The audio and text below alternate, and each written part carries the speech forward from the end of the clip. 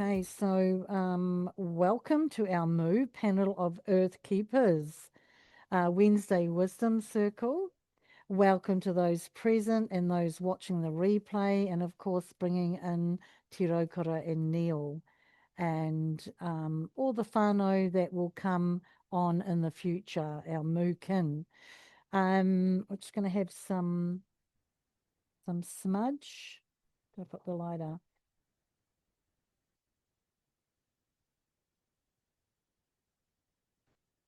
So going into your heart space and just closing your eyes. Let's start at 7. 7:30 on a Wednesday. Kia ora, sister. Kia ora, Lauren. So just cleansing before us, cleansing behind us, under, around, through.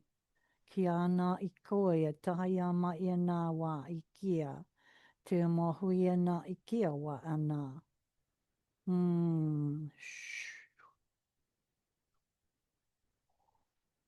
Letting go of the day. And we're just going to go into our Golden Central channel. So we're going in through the manawa. We're going to make a connection up through our throat chakra, the white light, into our third eye, onto our crown chakra. And about half a meter above your head is soul star chakra, connecting in there, connecting up through all the gates above that, through the suns, through Io and into Te Kore Kore, and just resting there. Just bathing ourselves in that beautiful dark light of the Mother, Great Mother, and fully letting go, feeling an angelic sweep through our body from the day, from all that we've encountered. Taking a big deep breath together, Anō.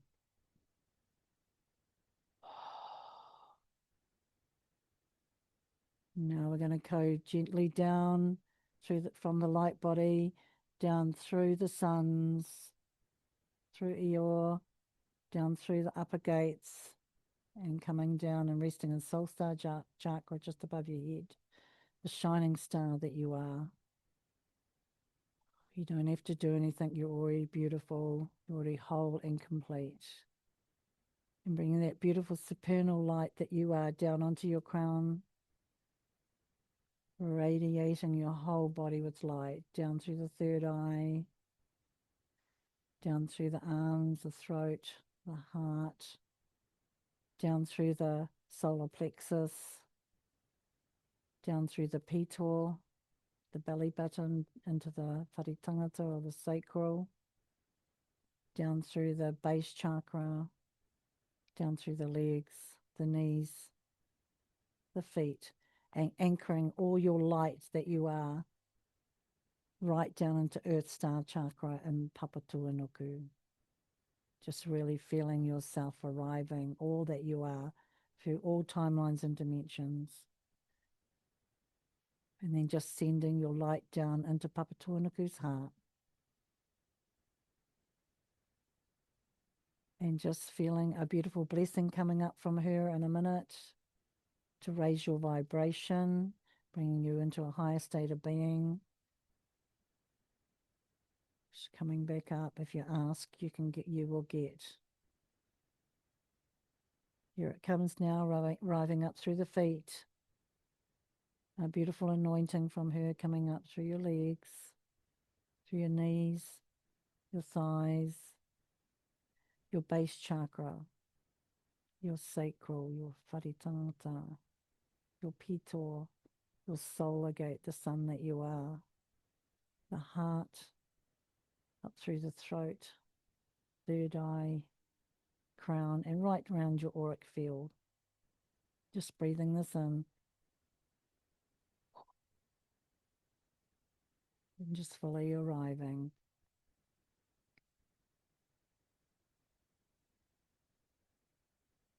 Fully arriving together. And just opening your eyes when you're ready.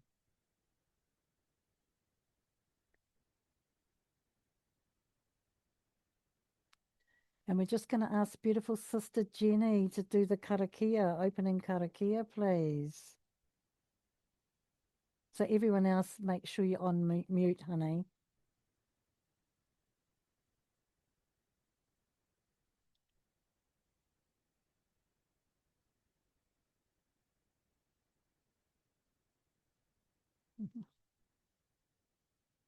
Hmm?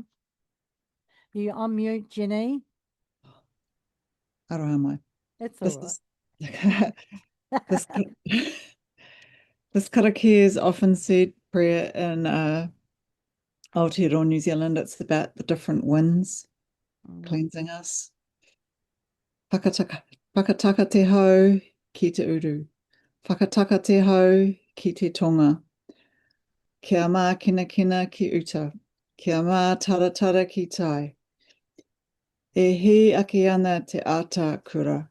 He tio, he huka, he hauhu. Tihei Mauri ora. Mauri ora. And Oh. I'll translate to English. Mhm. Cease the winds from the west. Cease the winds from the south. Let the breeze blow over the land. Let the breeze blow over the ocean. Let the red-tipped dawn come with a sharpened air, a touch of frost, a promise of a glorious day. Mauri ora. Gosh, that's so beautiful. Mm. Really felt that. Really, really special. Taniwha, want to hear your beautiful voice and that beautiful waiata.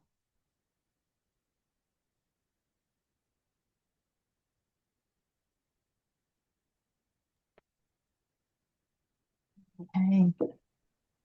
Thank you for bringing us into presence, Anhara Mm. and Jenny. Thank you. Auntie Rose Perez song, Ayo, the peace song. Ayo, ki te orangi. Ayo, ki te orangi. Aroha, ki te orangi.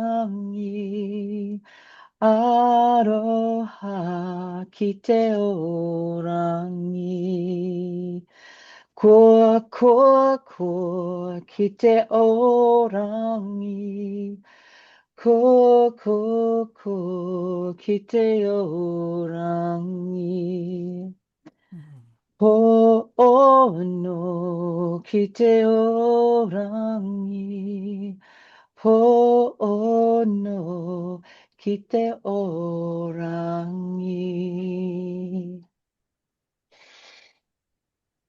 Peace, love, joy, and truth. The Isle Beauty Way. Wow, that was spectacular. It was so deeply received. I love that. I thought we actually might have our reading now. Sanskrit, would you like to shuffle the cards, hun? Yeah. Kia See ora, what you. everyone. Absolutely. So I did a bit of a check-in just before I come on here actually and felt into the group and did a shuffle. So the card that was chosen today is Hawaii Ki Tapu, and it's card number 22. I don't know if everyone can see that card. It's hard with my camera, I think. There, Oh, yeah. slightly That's maybe. beautiful. Yeah, yeah. So I'm just going to read. So it's the Rainbow Light Body Map. So it's the map that the moon map that some of us may have already experienced with energy and frequency. I know I do have one of the t-shirts too with the map on it. So Stellar Reclamation Resurrection Map. You have drawn this card because your soul is ready to remember, to awaken the stellar blueprint of light you carry within. The Hawaii Ki Tapu map is more than a guide. It is a cosmic restoration code gifted to Matua Rapana Hime, a Māori battalion soldier, who received this map during a 7-year initiation under a priest of the temple of Philae in Egypt. What he received was a direct transmission from the stars. a legacy he carried quietly until the time came to share it. His journey, which later led him to the Bermuda Triangle, confirmed the sacred mission he had been entrusted with. This map is the key to the rainbow light body, a living architecture encoded within you. It aligns your being with planetary and cosmic portals from Aotearoa to Egypt, the Andes to the Himalayas and beyond.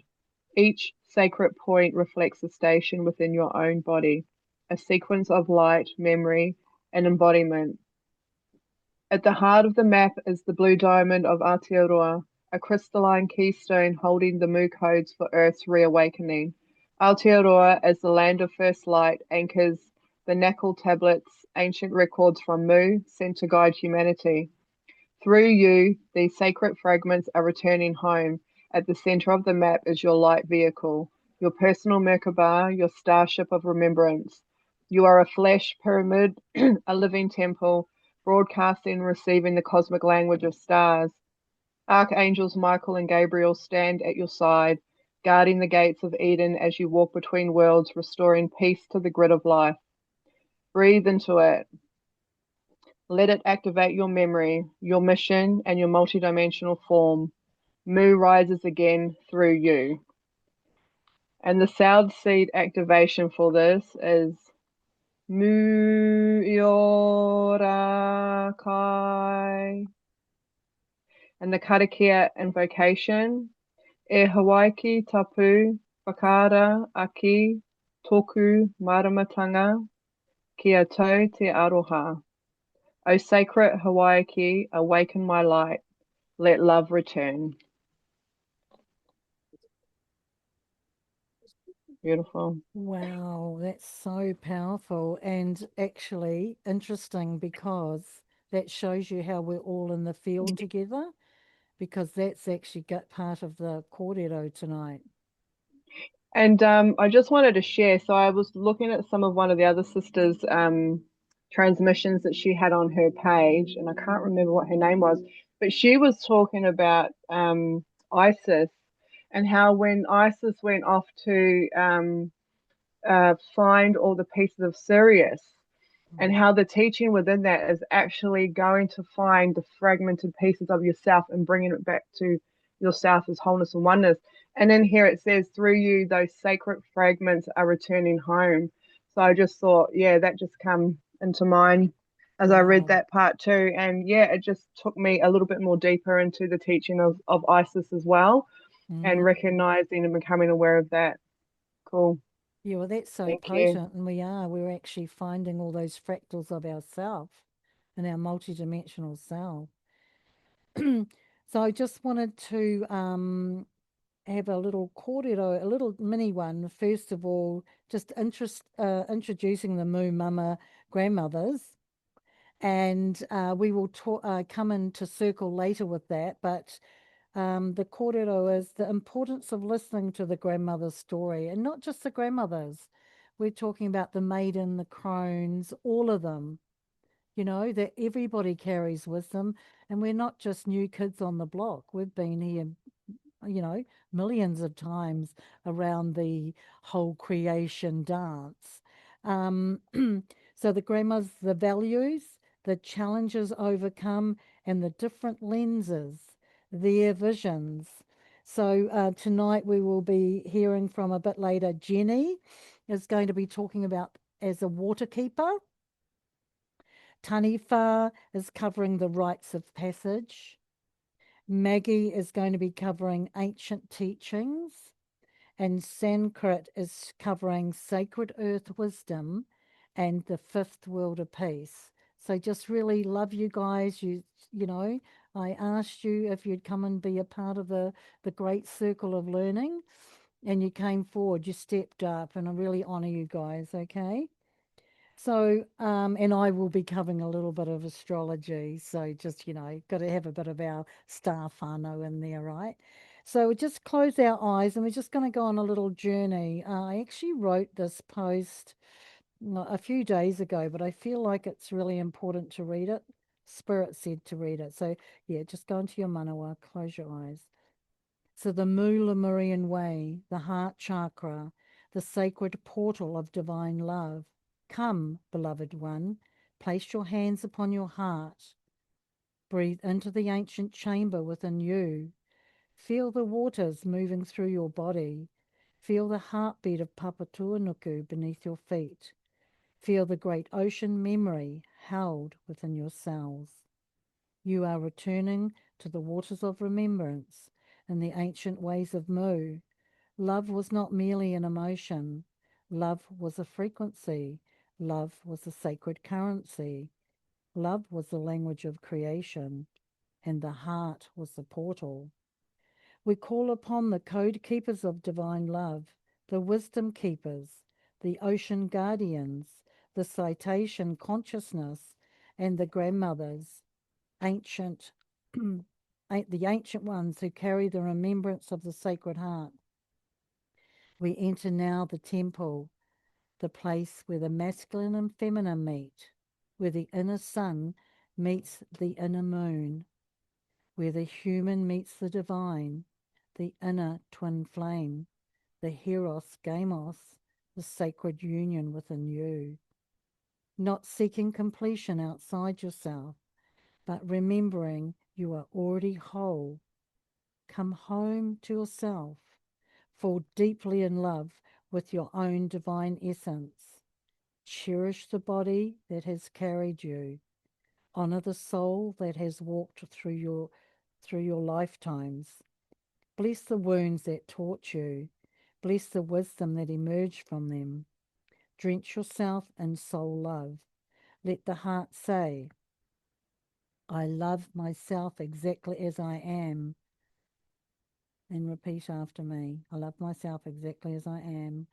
I honor the divine being that I am. I am a vessel for divine love. I am in perfect alignment with the frequency of love. Love flows through me, as me, and from me. Love is my currency. Love is my medicine. Love is my way of being. Now just breathe that all in. Just feel everything resetting, coming into alignment with the kōrero. And imagine the heart opening like an ancient Lemurian flower. Petals unfolding one by one, opening into the Great Mother, into the ocean, into the cetacean song, into the crystalline memory, into the earth, into the cosmic light. And as the heart opens, ask gently, what within me is ready to be loved back into wholeness? Pausing for a minute. Do not force the answer. Just listen. The heart knows.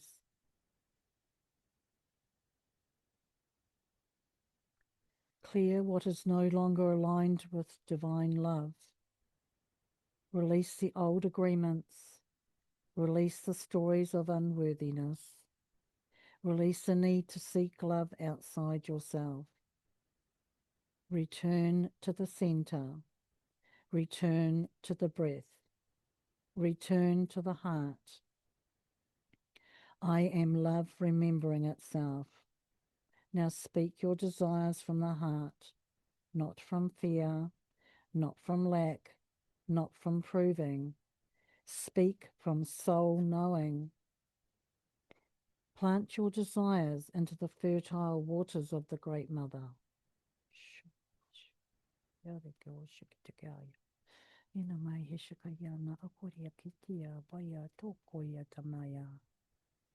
Then surrender.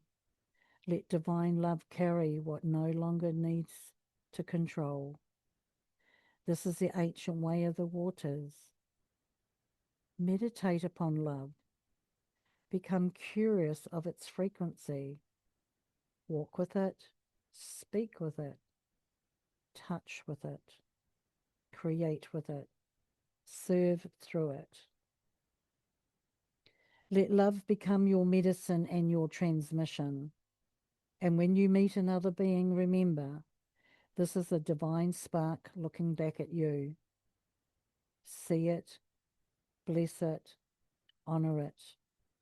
For the ancient teaching of Mu was never simply find love. It was remember that you are love. I seed gratitude into my heart. I give gratitude to the code keepers of divine love. We are all code keepers of divine love. I give gratitude to the Great Mother. I give gratitude to the waters, the earth, the ancestors, and the ancient wisdom held within my being. I walk the path with an open heart. I choose love. I embody love. And I become the frequency of love. This is the way of Mu. This is the way of Lemuria. This is the way of the heart. Just breathing that in, that frequency, that memory.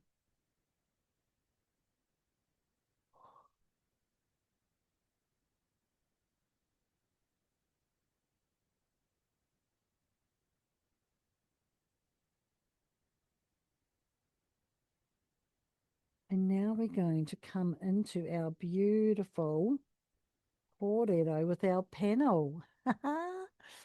And our beautiful Taniwha is going to come and share some wisdoms with us.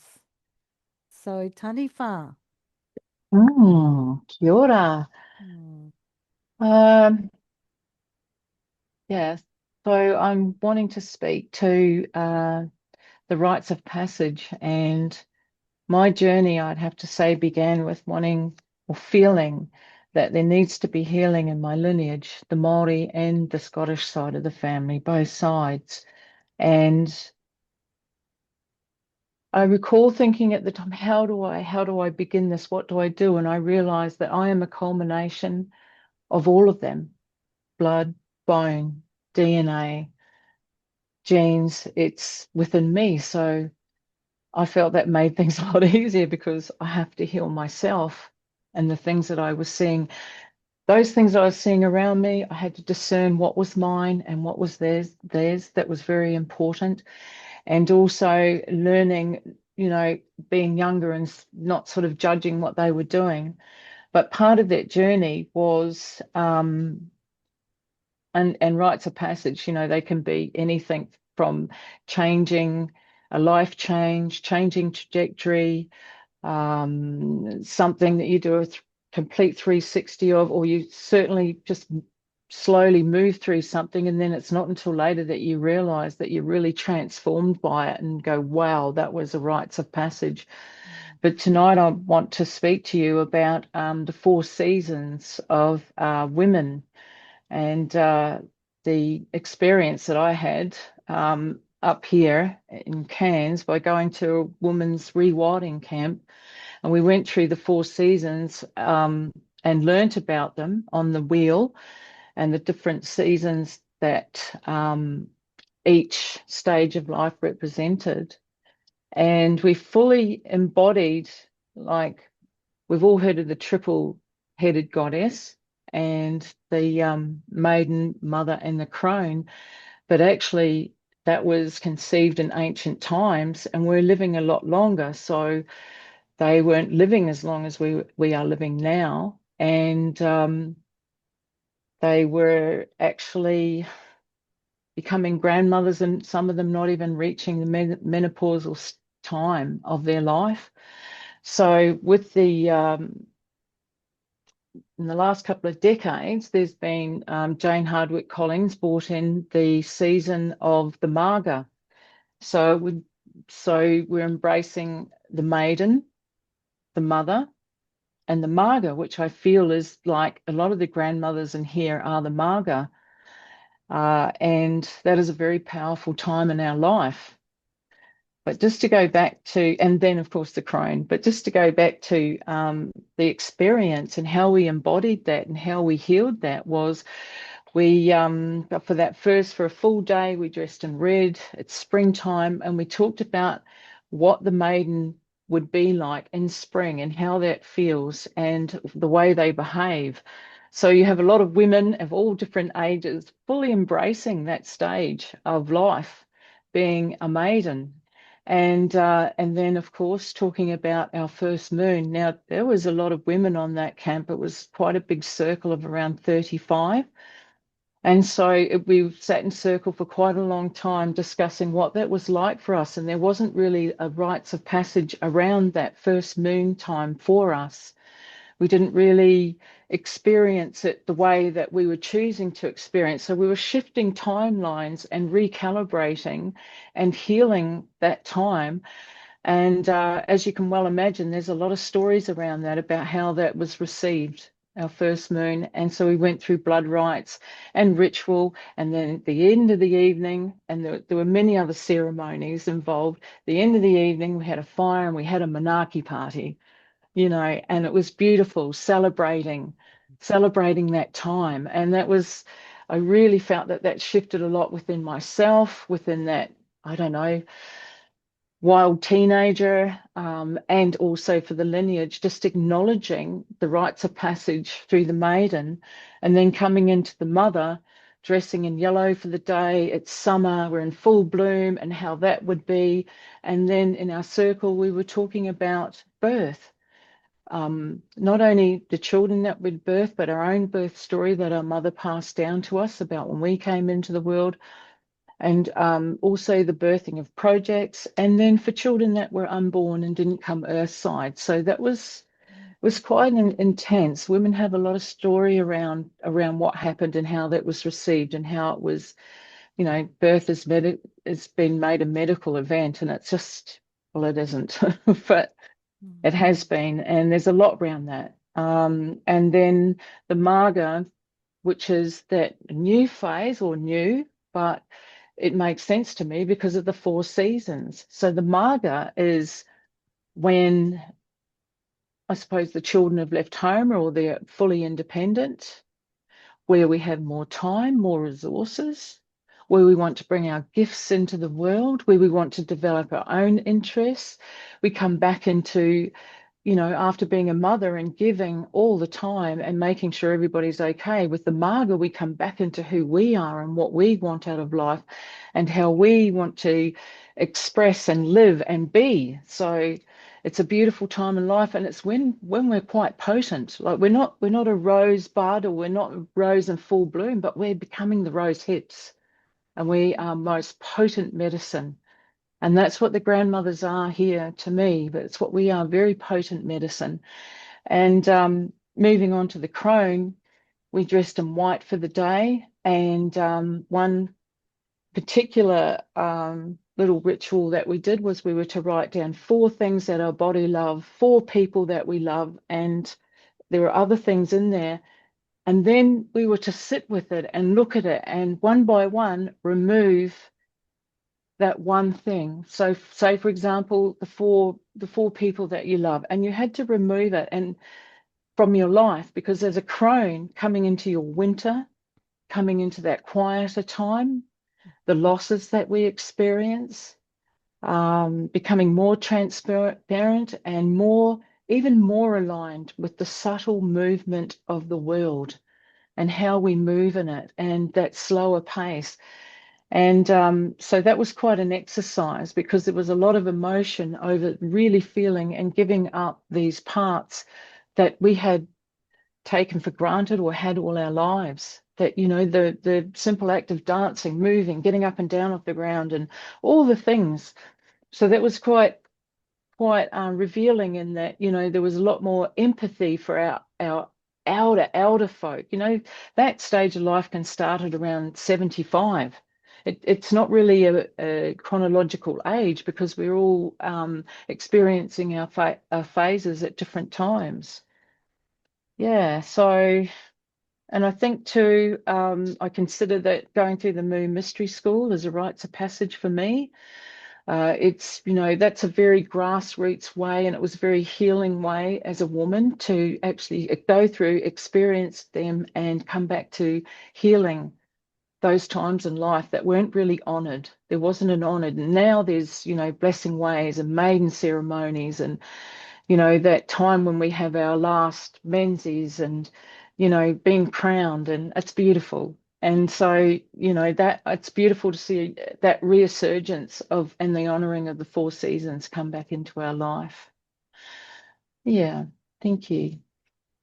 Wow, you're such a good speaker. And, I Thank you. just love you taking us on the journey that you experienced. And that's really what it's about, eh? Because Yeah. we can read anything, but when we've actually personally experienced it, it has so much more depth and so much more meaning. Yeah. Kia ora. So, kia ora, sister. Really appreciate you. Sunkrit, would you like to do your sharing now? Kia ora, everyone. Yes, thank you so much for reaching out and having me here to share some of the earth wisdom. So I think I'll just start with myself in terms of my connection with earth wisdom and what that looks like for me. So I'm very connected with the fruits and the herbs. So I do a lot of my recent journeying has been a lot about cleaning up my internal physical body. Um, and doing so, I've been really delving right into the fruits and the herbs and the living foods. And yeah, it's been serving me really, really well. And I've had a lot of healings within this journey as well. Um, and really connecting. So, having the fresh juices in the mornings and having the fruits throughout the day is really powerful for me. So, I had a conversation with the Wahine the other week, and she's really wanting to get off the coffee and off these types of stimulants that they're taking sort of in the morning to get themselves up and going. And so we've been working together and transitioning her onto the fresh juices and things like that because, the fruits really do hold all of that, all of the hydration that the body needs. It has all the electrolytes that the body needs, and it has the energy because we are a frugivore species actually, and that's the way our body is designed, and we are an alkaline body. So it's really important for people to start even just understanding that fact there, and how the body is designed and what foods do we need to actually support our wellness, to heal ourselves, to hydrate ourselves, and, to really open up that spiritual pathway because, the ascension pathway and the ascension process is about changing the diet and coming more into the living foods and leaving the dead food, and having that whole transition. So, yeah, and I'm really loving the journey. I'm sharing it with my family, and I also share it with a lot of other people as well that come in and that are curious about it. And and that's how I know that we were actually island people first because not only that, it's the sun as well, right? And we need the sun. The sun gives us energy, and Isis was actually taught me that the sun charges up the car body. And that was a teacher that I received from her. And so when we stand in the sun and we can, breathe that in, it's actually charging. So I also know that we need the sun, and that's very potent to have in our lives. And when we look at our skin and things like that, we don't have a lot of fur and things like that. So we don't need to be in colder wet climates. We need to be in the warmer climates. And when we look at the food that grows in the warmer climates is the fruit. Because, in chemistry, the sun is actually acidic. Okay. So whenever we have acidic environments, we also have to have the alkaline part of it. So if we're in an acidic environment, we have to have the alkaline fruit that helps to hydrate and keep us clean and give us that alkalinity. Whereas the winter is actually alkaline. So wintertime is soothing, it's cooling, it's healing. And this is what I'm understanding also is that when winter comes around, our bodies start to detox. And so when you're in an alkaline environment, the body starts to clean itself and detox itself. And that's why we get a lot of cold and flus in the wintertime. Wow. So yeah, that popped in for me a little while ago. And I thought, wow, yeah, that's really interesting. And they talk about viruses and things like this, but what is a virus? A virus is a debris of a dead cell. So, they're talking about taking a debris of a dead cell from one person into another person, and that really doesn't make sense. And then there's a whole germ theory and things like that. But yeah, so keeping it nice and clean, keep it to the living foods. Mama Tuanuku provides everything that we need. So we have really complicated it. It's actually simple. When we really understand our species type, how the body's designed, that we're a food processor, and the chemistry of it all, right? So acids are corrosive, they're burning and they're hot and they'll break down tissue, whereas the alkaline's healing and soothing, and it's what our body is designed to have. So yeah, that's the journey. And every day I start off with a nice fresh juice. Yep, have the fruits during the day, and I try and keep it raw till 4. And then, if I need to, I might have a little bit of cooked food because I'm still in transition phase myself. I haven't completely gone into the raw fruits and herbs and things like that. And it is a journey. I was a vegetarian probably for, I think, 2 years before I fully transitioned off the meat. And some of the things that I started to happen to me is when that happened is that I felt differently towards animals. And, there was this more compassion for animals. And I come from a family, my father was a pig hunter, and, eating meat and things like that was very normal for us. And even, in the early years of my life when I was bringing up my own children, that was a very normal way that we served food and that's how we ate. But since becoming a little bit wiser with everything and going through my own health issues and playing with it and seeing the effects it was having on me, that's what sort of really pushed me into keeping this way, because I don't really see any other way around it. And especially when we're working with the energy and we're doing a lot of activations, integrations and things like that. I was doing a container a few years ago and my body was just so dense, and I was like, I'm struggling to hold the frequency and hold these energies. And then it was presented that it was like, well, because your body, the food you're eating is too dense, you need to lighten the food.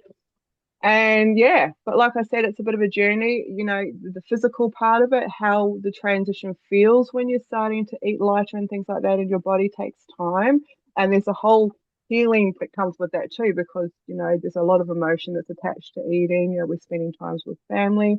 There's a lot of nice memories around food as well. So yeah, it plays out, it's quite a big role, but I really feel that it is a part of, what we really need to be doing. So coming out of the new moon phase, well, sort of transitioning through that phase as well, was doing a parasite cleanse. So using specific herbs to assist with that. Herbs have their own consciousness as well, and there's a herb for everything. I really love herbs, and I encourage everyone to really use the herbs, have the herbal teas. I think a naturopath, I went to a health shop and she says the best thing you can do is get your children drinking herbal teas, because teas are great, and you can use majority of herbs in your teas, and the benefits that they have is really rewarding. And once you start to sort of eat this way and juicing a lot, you find that you don't actually need a lot of water. So I don't really drink any water during the day. I'll have like a liter of fresh juice. And when I'm eating a lot of the fruit, it's very hydrating for me. The only time I'll usually have water is if I've had cooked food, because cooked food will actually dehydrate the body, or processed food, meats, things like that, grains, rice, all of that. So yeah. This week I was actually gifted some beautiful hibiscus flowers that just sort of come in from a beautiful family member. So I've just been making teas, pop that in the pot with some water and just let that simmer for a little while, and then I'll just drink that throughout the day. And I'll probably drink a few herbal teas throughout the day as well with the juice and the fruit. So yeah, really loving that journey. And you can go really deep in the herbs as well, and really find out what they're all about, and do a bit of a Google search, for them to see, what you might be connecting to at that time in your life as well. So, the hibiscus flower is a very powerful symbol in spiritual contexts, as representing various aspects of femininity, love, and transformation. So feminine power, beauty, and immense resilience and growth and connection to earth. But yeah, I mean, all herbs are greatly connected to our beautiful Mother Earth.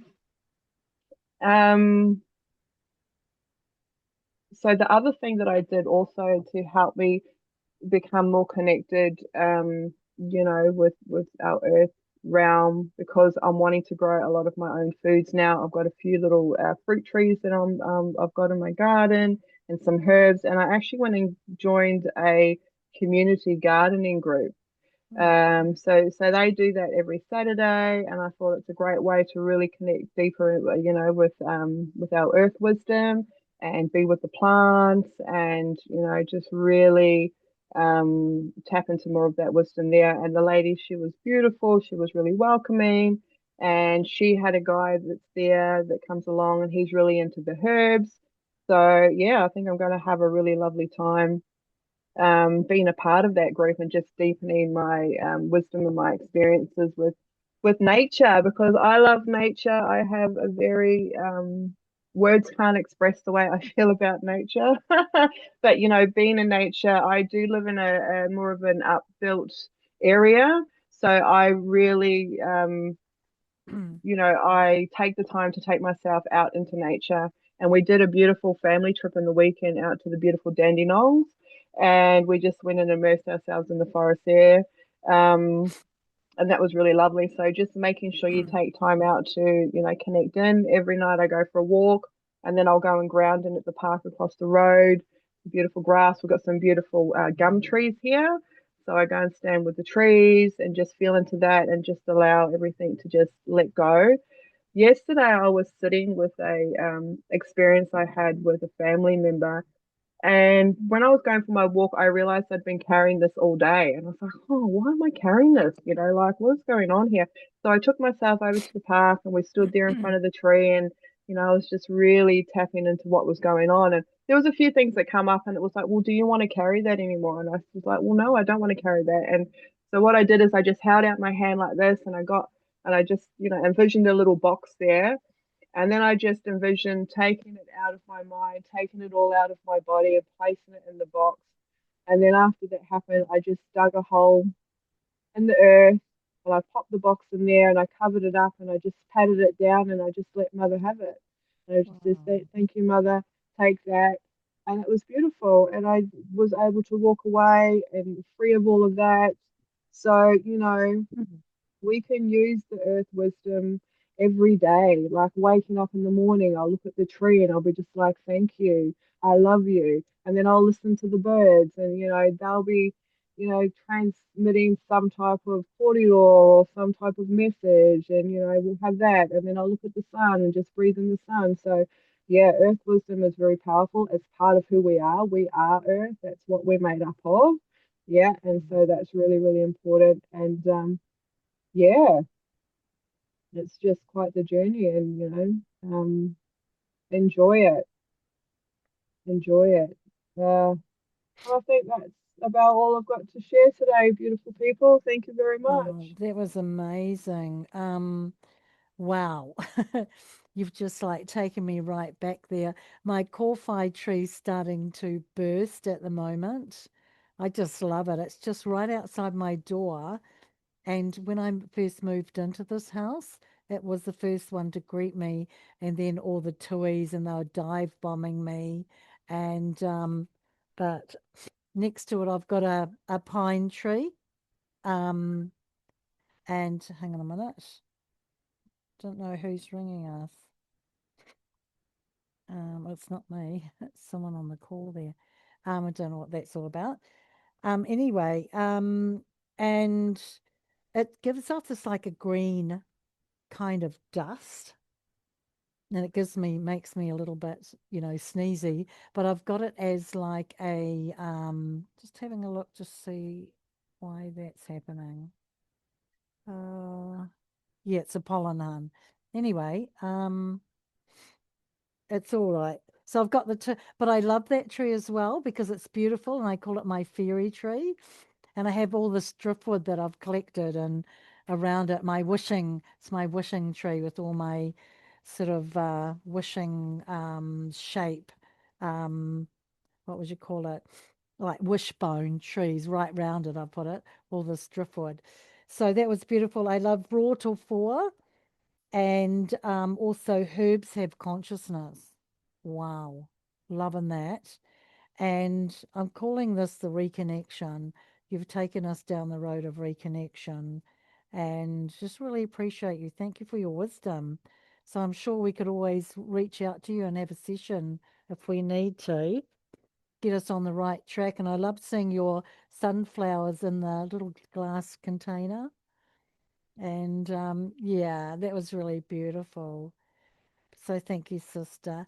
Maggie, let's see what you've got in your kitchen. My kitchen. So, you can hear me okay? Yep. Great. So, sharing ancient wisdom. So, I'm going to really first share about my time with Baba Guinea, Michelle Slater at the Numaji community, which was about 2 hours or more from me. So we would gather once a month over a weekend, or maybe a little more, but anyway, often. It was for an entire weekend. It's at a retreat center that has since been sold, so that's why Namaji as a center had to close, very sadly. But we did a lot of earthwork there. It was 200 acres, and we got to know the trees. It's interesting, Sanskrit, you're talking about the trees.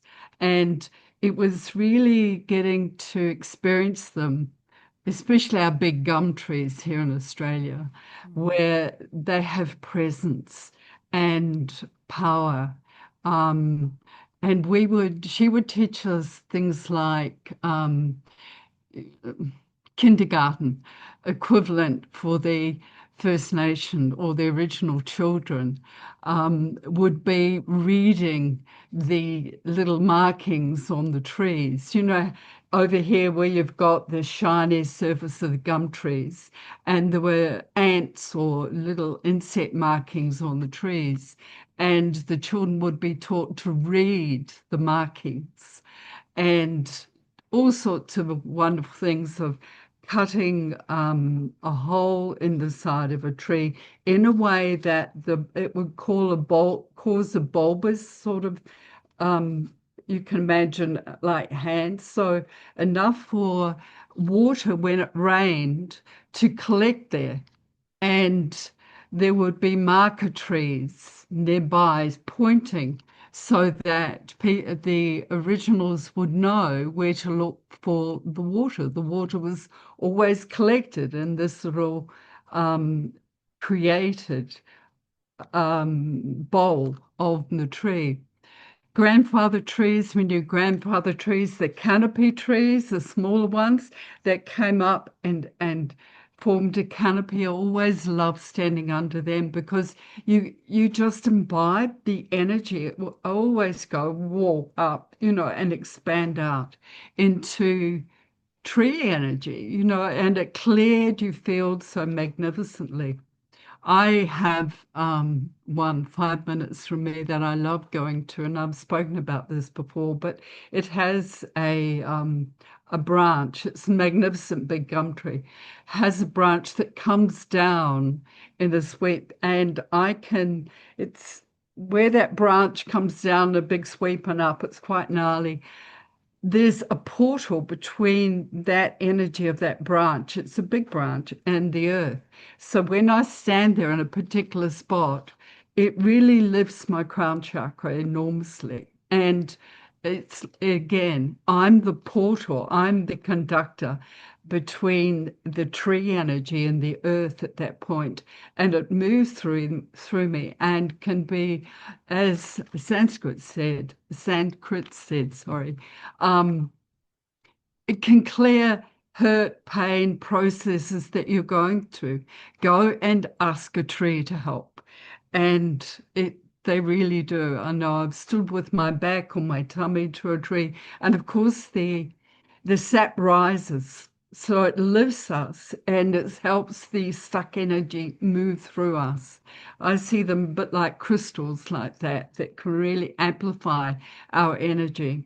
So we learned so much with Baba Genik, and it was all done around a campfire or working, not a campfire, the sacred fire, where we would learn about the natural ways of how to light that fire without paper and all those things. So really sacred time. One of the things that I wanted to share about that time was the stories of the Seven Sisters. And just to read you, this book is about song lines, slightly different to ley lines. Anyway, the song lines, learning the stories in the sky country starts from childhood. So this elder in the Northern Territory, in the country, the landscape, the walking, the dark, on foot, all around the country, in long grass, spearing, hunting, gathering with our mum. I love that bit. How to travel, how to follow the star along. While we were growing up, we only lie on our back and talk about the stars. We talk about emus and kangaroos, the hole and the stars, the turkeys and the willy wagtail, the whole lot, everything up in the star. We named them all with Aboriginal names. Anyway, we talked a lot about that. We always followed the star for the watch, emu, crocodile, catfish, eagle, hawk, and all in the sky in one of the stars. The stars and the Milky Way have been moving all around. If you lie on your back in the middle of the night, you can see the stars all blinking. They're all talking. So Grandmother Malara took us into an understanding of. She's another Aboriginal elder, very well known here in Australia. So she described and helped us understand the Milky Way at a certain time of the year. That's how they would tell that it was a calendar where they saw the ostrich form in the Milky Way. And that was, part of their timekeeping. So, like many Aboriginal songlines, the Seven Sisters songline takes to the sky when the sisters become the Pleiades star cluster and their pursuer becomes the belt of Orion. The songlines on land were mirrored by the songlines in the sky when the creator spirits moved to the sky. Now, the key thing is with the songlines, they were sung, and we would sing the land with Auntie Baba Genik when we walked it. So it is about knowing the songs or humming it, and it would reverberate back at us. So when we're standing with our tree, hum to the tree, it's like toning with the whales, where they would, people were quite fond of Lucy and I going out on the whale boats because we would call them in just by toning and the crystal bowl and everything. So we were always welcome. This starts with the Seven Sisters. Blackfella law is written in the stars, on the ground, on the countryside, in the hills, everywhere. It's not written in books or anything like that. It's written on what I've just spoken about. The Seven Sisters songline is also written on the ground and in the stars. At Kurualla, in the Great Victoria Desert, the story becomes sinister. Wate Neriu obsession with the elder sister culminates in his capturing her and leaving her ill and weak after her ordeal at his hands. It is here that the sisters take to the sky and become the seven stars of the Pleiades cluster. Watu then continues to pursue them and can be seen as the belt of the Orion constellation. But given his lustful intent, the belt is interrupted as a sexual organ. The Seven Sisters Saga is no longer the surrounding topography. It is now the night sky, the Orion constellation, and Pleiades star cluster canopied above. The story of the Seven Sisters never ends. The journey will always be happening in the features on the land and each night in the sky. And as we know, their story is also powerfully told in art. Now, I've shared that because for me, that is stories paralleled in the Bible, where they say that the sons of gods laid with the daughters of the earth. And that is like the Anunnaki Nephilim laying or having sexual relationships and creating the Nephilim. So again, that story is paralleled with what we're coming to know with the story of the lines of history. So Grandmother Melara, when I was unraveling the whole moon story, I asked Grandmother Melara about it, and she said, well, of course, you understand that there are two moons. And I thought, no, I didn't understand that. And that became a reason for me to search more and to delve more deeply into what the other moon was and its relationship to the moon that we know. And she described it in their lore, Lore, as the dark moon. Now I forwarded a video today of Keone. I put it into two. Now he spoke also about the two moons in their history and their storytelling. Again, it's a verbal storytelling through the ages. He spoke of it coming through his mother to him. And again, it's two moons. And he described them then as the two sisters merging. Now, we're in sacred geometry. I don't know whether you can see this. We've got spirit. You see the center part that lines. It's simply a center point of lines coming from it. You can see that. Then you get the Vesica Pisces, the two moons. And you see this point here in the middle. That's called the Vesica Pisces. This is my old teaching manual of sacred geometry. So with that Vesica Pisces, Keone talked about the egg-shaped moon, and the Hune, what was the name of her? Hiane, let me see, it's in here some. But listen to that video, it's extraordinary. But that the mother is the combination of, she birthed this two moons, and she was in the middle there, forming that egg shape. Now, if we look at our eyes, they're almond shape. They're that shape. All right. You see that? I've got it here. This almond shape is the shape of our eyes.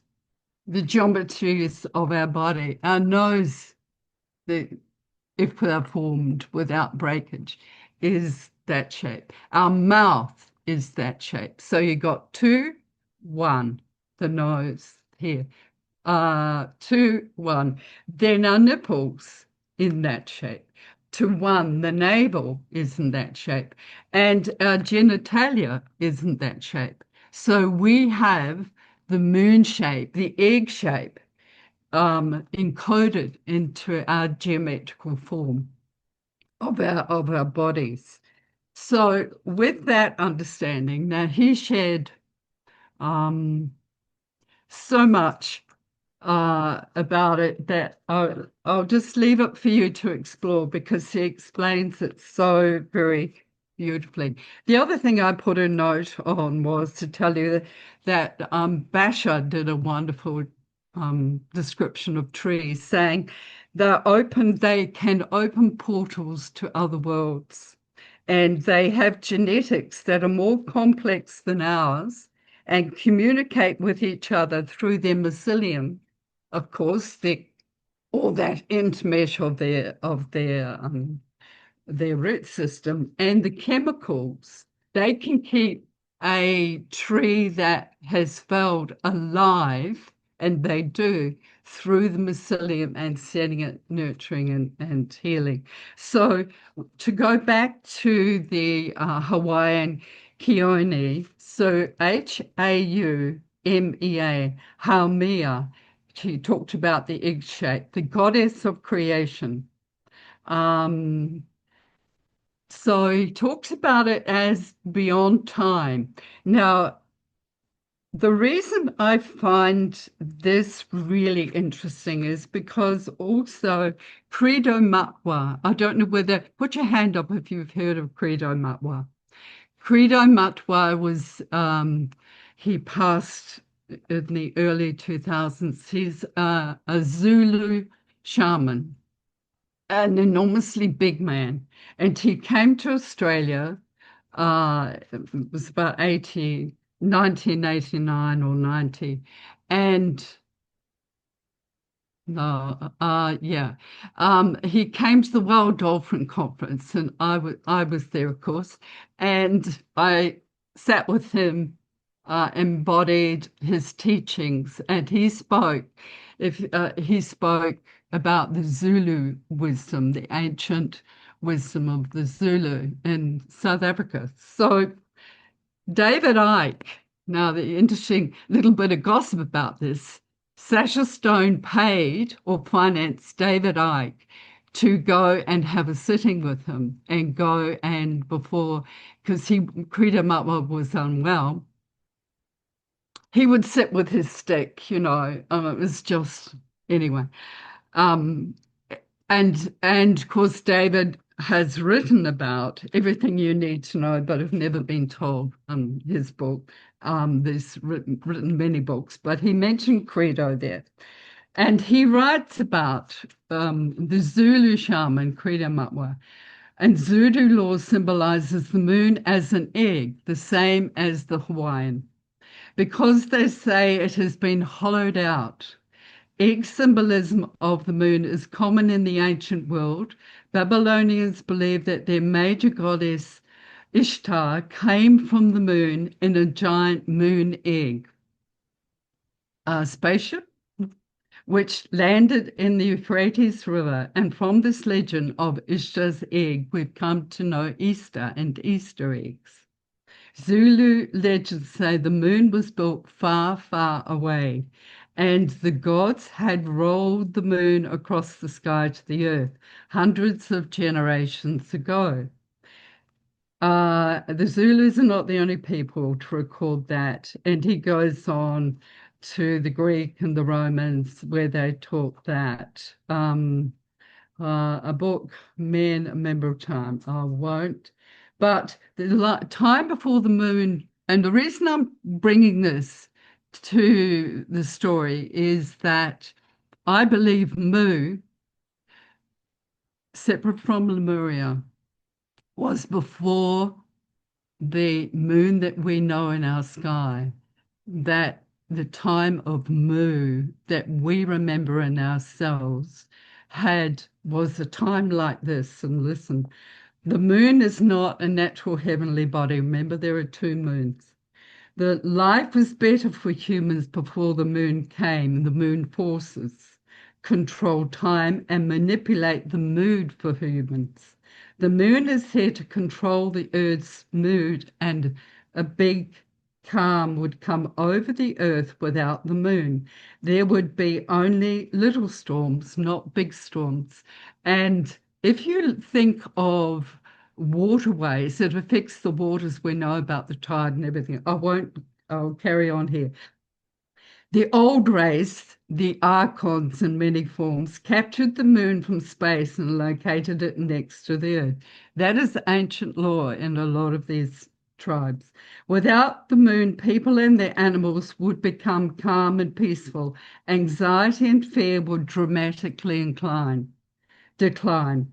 The oceans would become much calmer, major thunderstorms and lightning would be rare, and the climate would be balanced with no extreme hot or cold. Without the moon, telepathic and interdimensional communication would become widespread and people would be able to see new colors. This is the key, and an enhanced color spectrum. There would be major changes to the human respiratory system as blood and breathing chemistry changed. Those born after the moon's demise would be able to hold their breath underwater for hours at a time. So the moon affects the water. We know the tides, and water, our body is mostly water. It appears to be within the holographic. Let me see. I wanted to go. Zulu shaman Credo Makwa told me how legends describe a very different world before the moon came. There were no seasons. Earth was surrounded by a canopy of water vapor. The earth was a beautiful place, a gentle place, lush and green, with gentle drizzle and mist, and the fury of the sun was not there. Credo said the water canopy fell to earth in a deluge of rain. That's the deluge, that's the Noah big flood, when the moon arrived and triggered what is biblically referred to as the rain that fell for 40 days and nights. Movements of a body the size of the electromagnetic impact of the moon would certainly have caused interplanetary mayhem. And of course, there's so much. It affects our cycle as women. And of course, that time of the moon influence, they needed us to be having more babies. And so instead of conscious connection through intent to conceive, it was that we really were given no choice. It also affects, I've heard a dialogue where it affects our labor pain during the birthing process before that moon, because we've got the broadcast. If you think of it like a broadcast station, which is keeping us in 3D, and all of us here are working to raise our energies and consciousness against the forces of that. The intensity and the forces of the moon is diminishing through us working and raising our frequency, but we're actually pushing against it. So I don't, and haven't for some time, recharge my crystals in the moon. I do it in dappled light and not direct sunlight, but dappled light and your beautiful drizzle in New Zealand, because I experienced it when I was teaching crystal healing there. I'd put my crystals out in the drizzly rain and fold them all up and pack them. And then when I'd unpack them, they would be bouncing. You know, it was just so radiant, very different to moon energy. So there's so much there to explore. And it's, I will leave it at that. What else have I written? Yeah, imagine a world without tides and waves. Imagine the light. You know, on that lake where it just ripples because of the wind. And we would then have light reflecting up at us, reflecting back our light. It would be a vibrational compatible resonance. And instead of us battling, you know, the Extreme, waves and eh? everything. Yeah, the Yeah, very I'll extremes stop of there.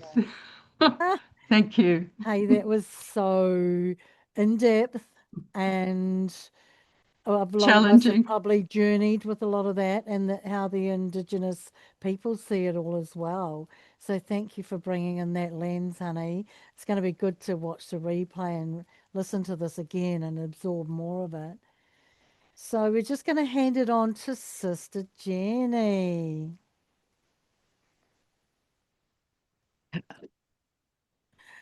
Kia ora. Yeah, sorry. That was so amazing. I'm loving listening to everybody. Thank Me you. too. Yeah, it's Yeah, good. and I'm so glad Te Raukura's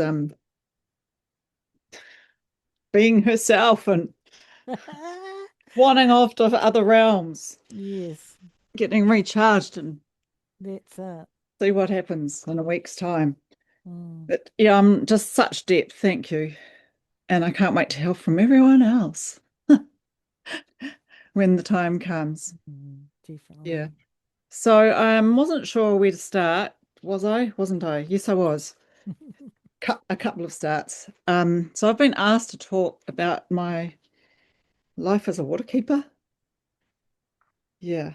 So quite a bit of what's filtered through, you like that, filtered through, was that Maggie's touched on. So that'll be, I think that is the way of the water and all the forms that water takes. So I did a bit of recording in the car earlier today, so I'm going to read through that later. It just sort of would have been able to do. You've got what you've got. I'll just say that, shall I? Thank you. Thank you for the honour.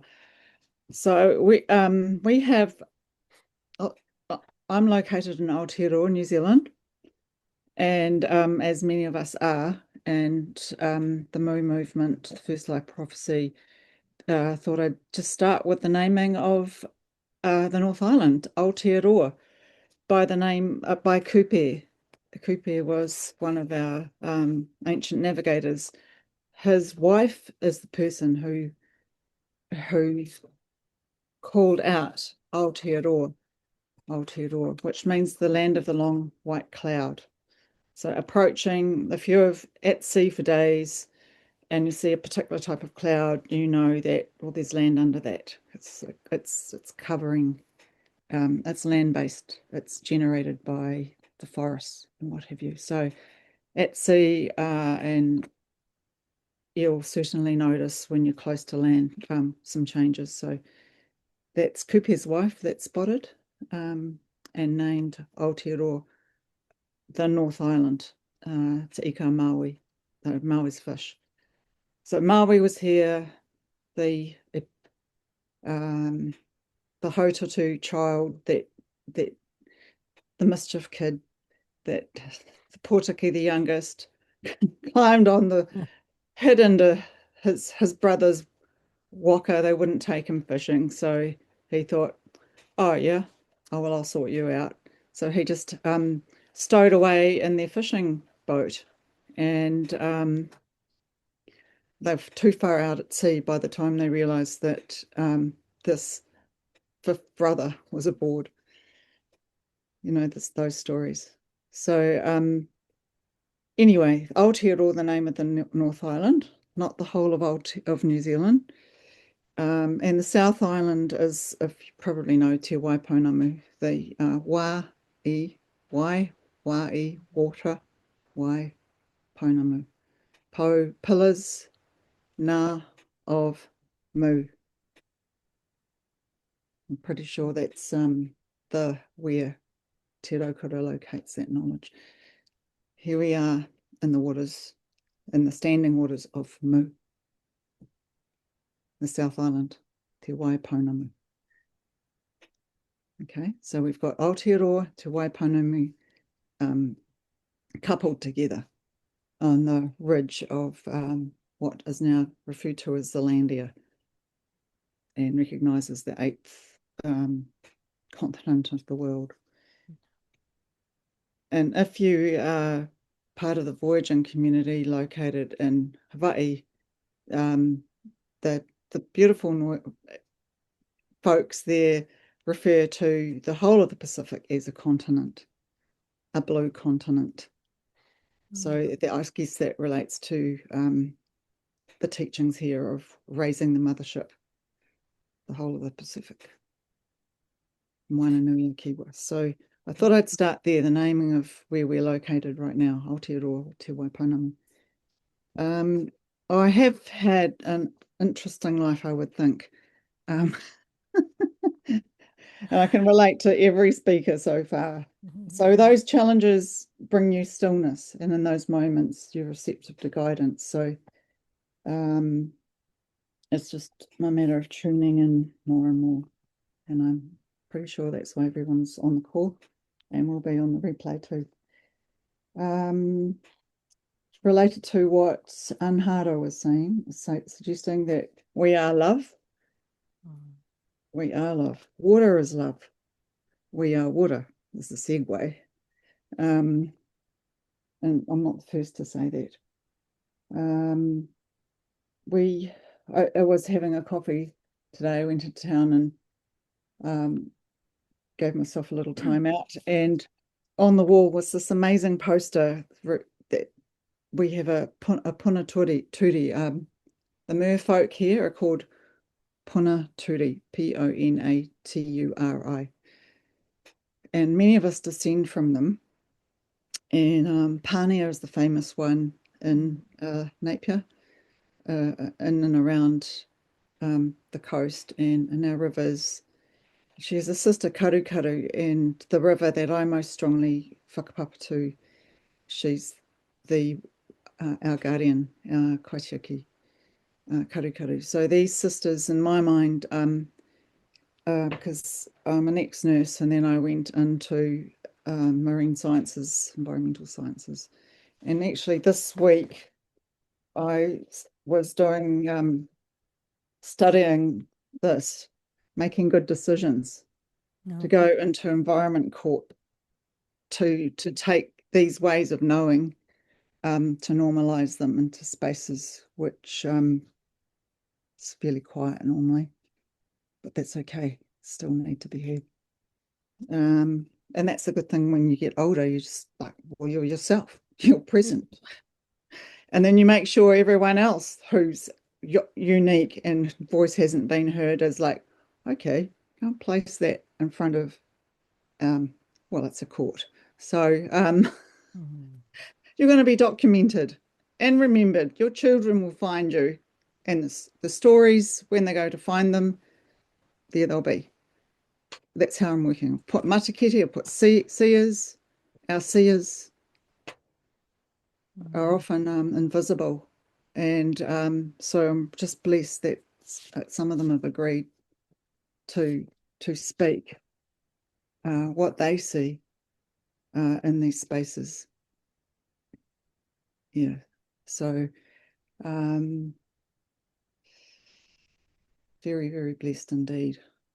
And so in New Zealand, you probably heard that we have treaty cases and settlements and things like that. Well, because of broken treaties and broken promises between governance entities and the First Nations knowledge holders. So in our case, those stories need to be told and shared, rather, to just enliven everything that's been spoken about already tonight. Thank you. So in our hapu, which is the word for sub-tribe, like a clan, then we've broken away and formed our own hapu authority, because we must stand and speak for ourselves to keep our truth real and alive for our mokopuna, who sing them at school. And, fortunately, we've got a few schools. So I know we don't have forever right now, but I think I might get down to this sort of like transmission that came through this morning. Water. What are we but water? Like constant transmitters of water codes, of codes held in water, amplified, reflected. We are water. Thank you, water. I mean, Earth, a living embodiment of water. She is. She's a blue marble when you're out at space looking in. Intrinsic achievement to, water is our intrinsic attunement to water, a tuning fork. We are the tuning forks. that by the time we're still enough are sensitive to what's been amplified around us. Water, the first coalescence of form that became this grand and wondrous planet. Apparently space is water. We call our home our earthly home here. That's how ancient we are, because you would have heard that water never forgets. And water is neither created nor destroyed. So we carry the origin story in ourselves and everything that carries water. She informs us, well, he, she, they, great floods or droughts calling for our attention is the greatest form of technology. You would have heard as us.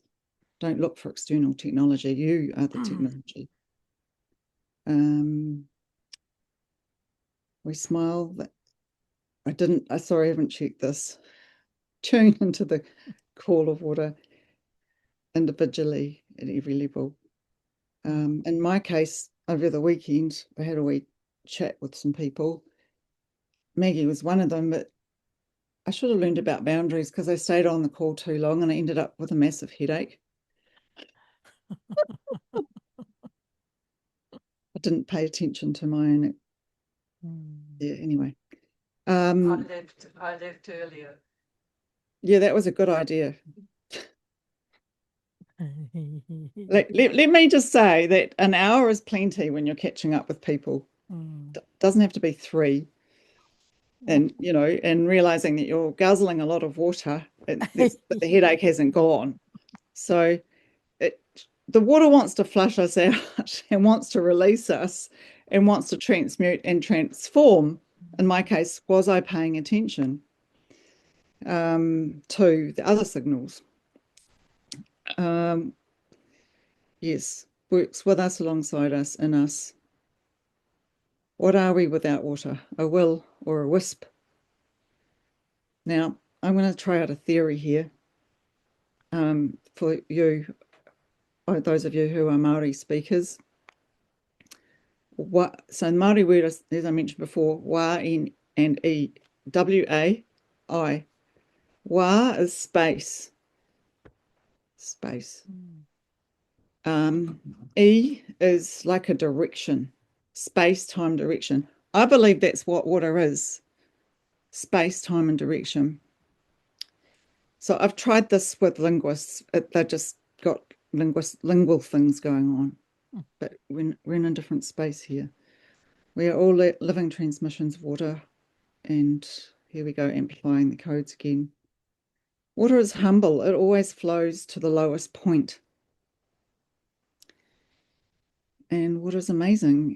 Volatilizes, evaporates when it's had too much, disappears, you know, reforms, condenses, makes itself more visible when the moment's right. Mentioned before, water came from beyond. We are from beyond. Be like water, my friend. Bruce Lee. And what came to me too was about the wa e kura.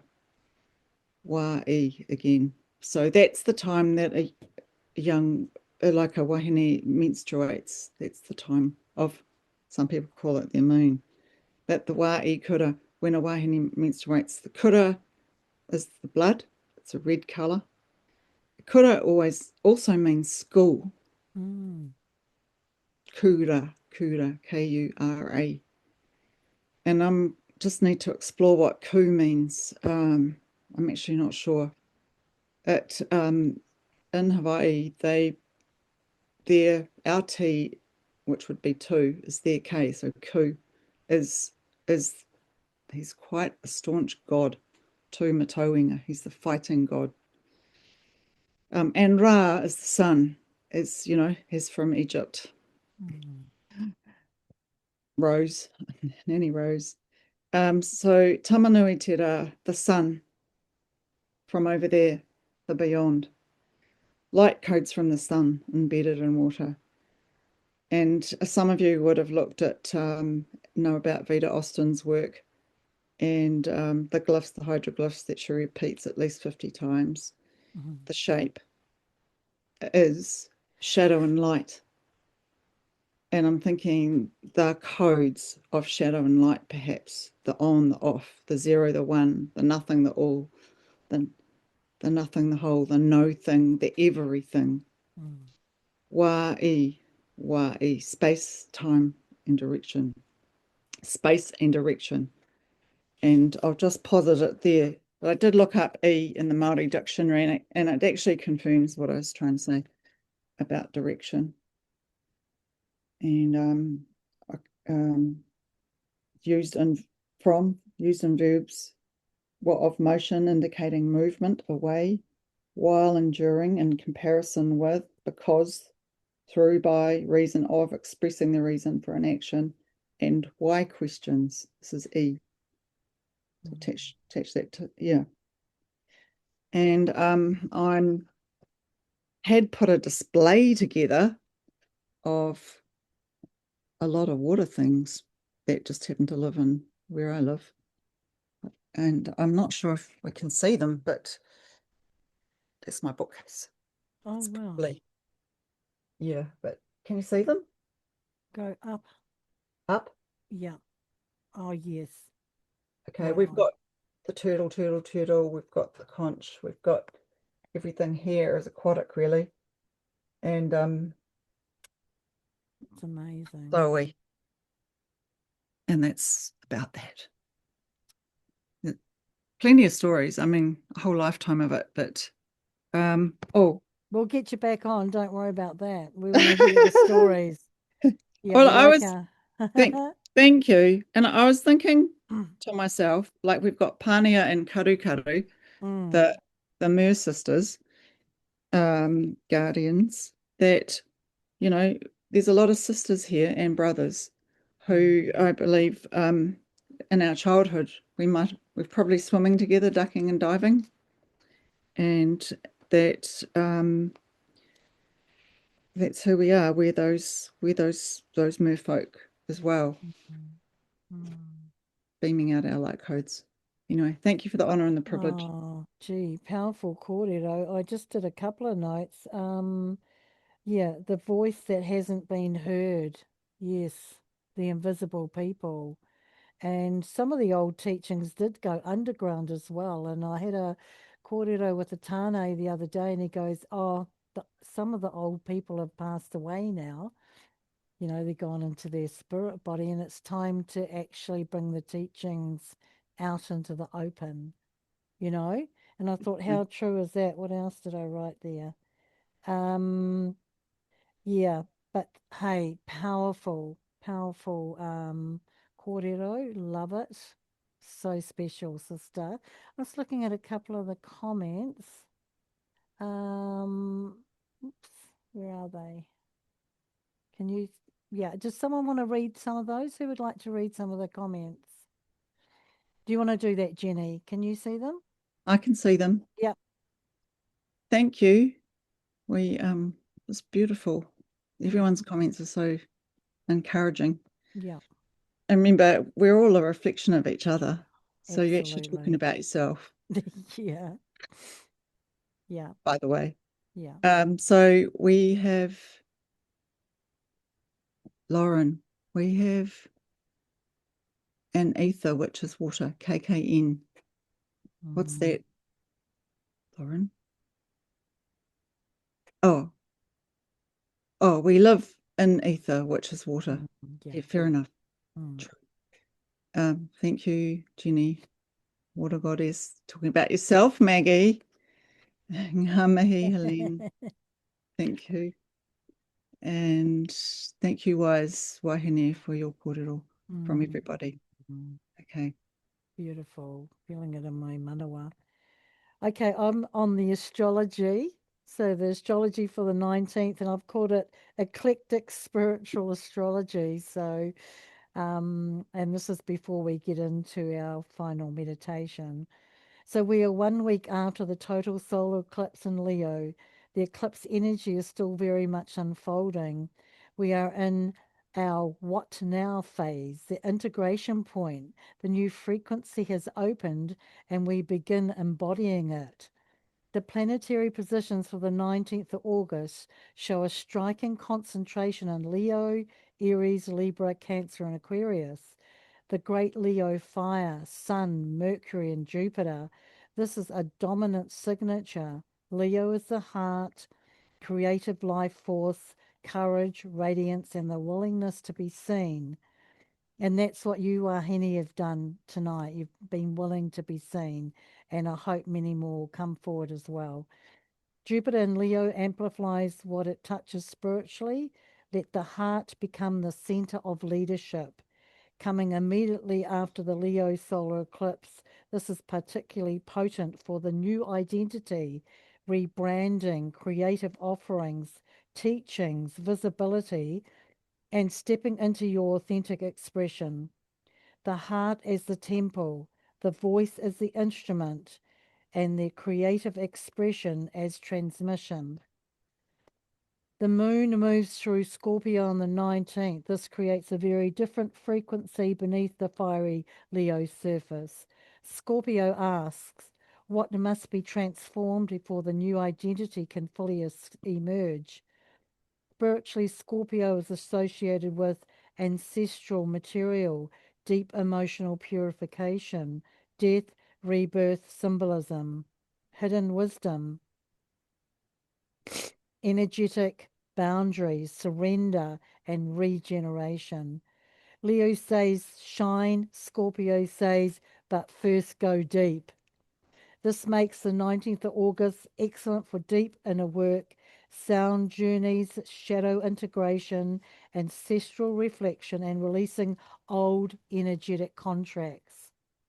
If you need guidance with these, you can actually go into our www.moomovement.com. We've got practitioners there, and we can guide you through anything if you're struggling.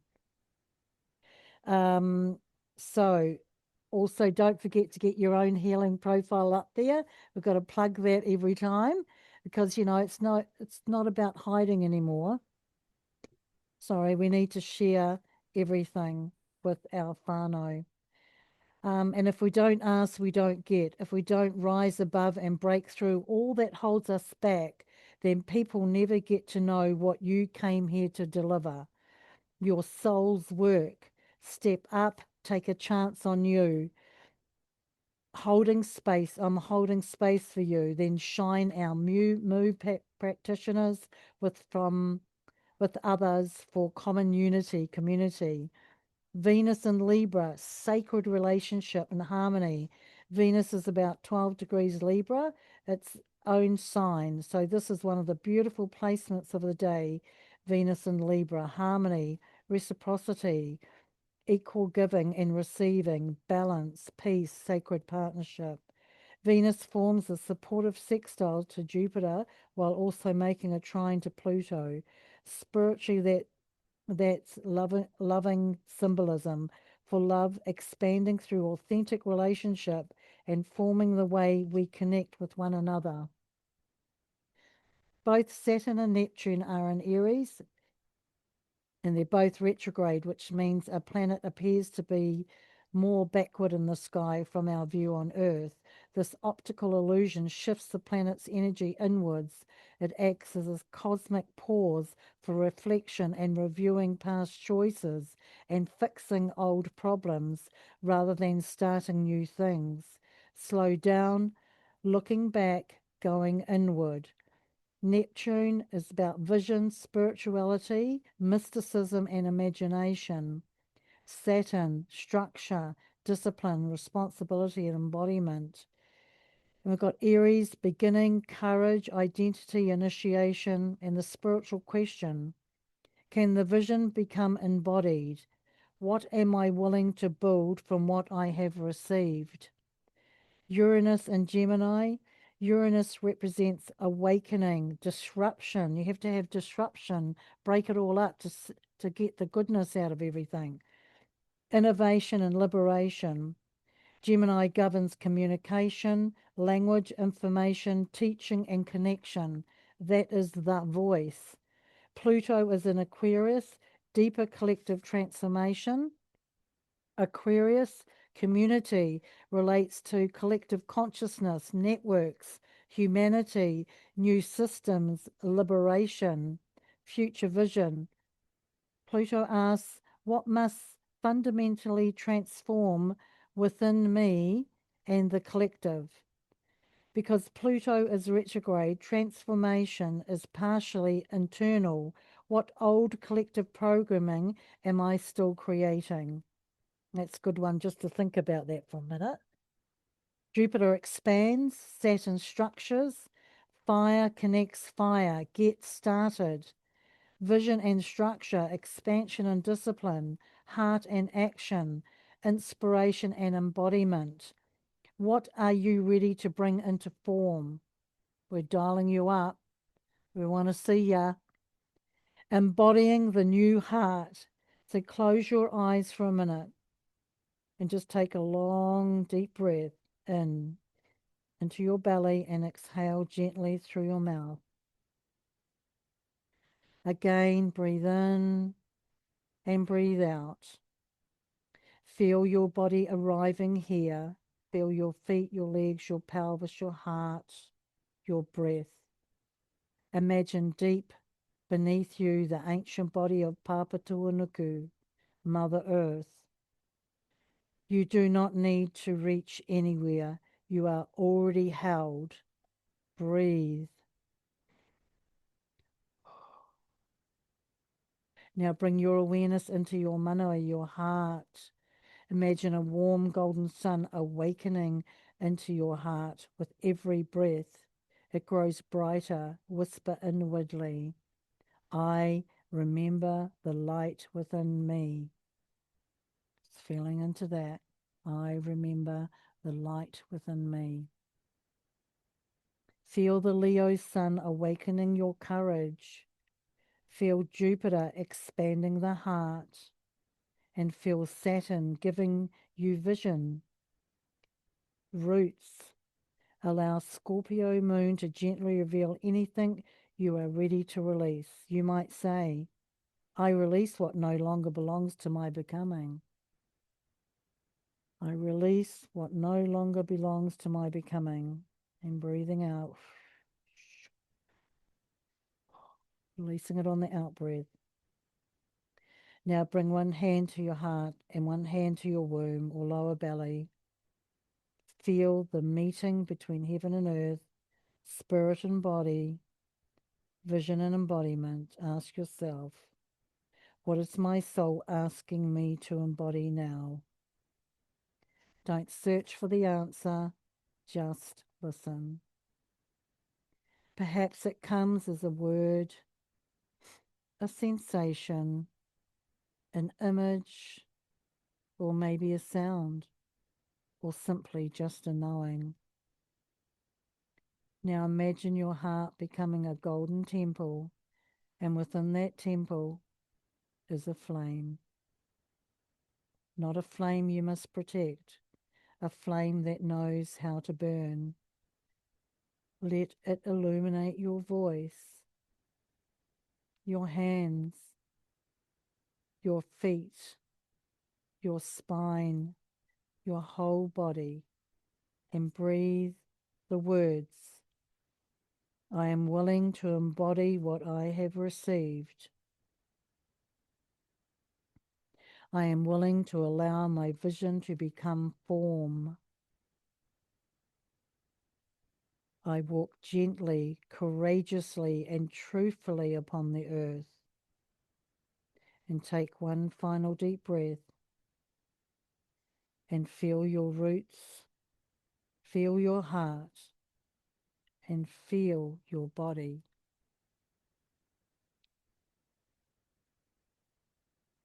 And when you are ready, place both hands over your heart and say, I am here. I am embodied. I am the vessel. I am the light. And I walk my vision into the world. And then just slowly coming back. May your life force be settled. May peace move through you.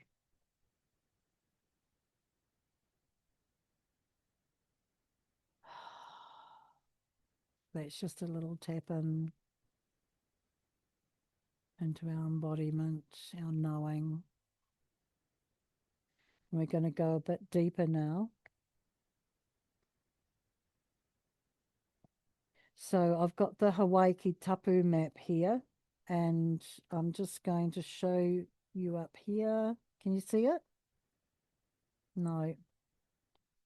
Okay. Back further. Can you see it now? Yeah, good. Yes. Up, just pump it up a bit.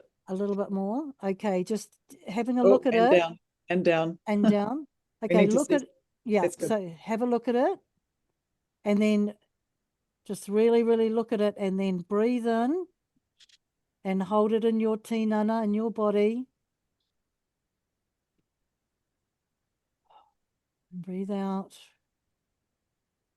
And now I want you to imagine it under your feet, right under your feet, as we enter into our guided meditation, our guided journey.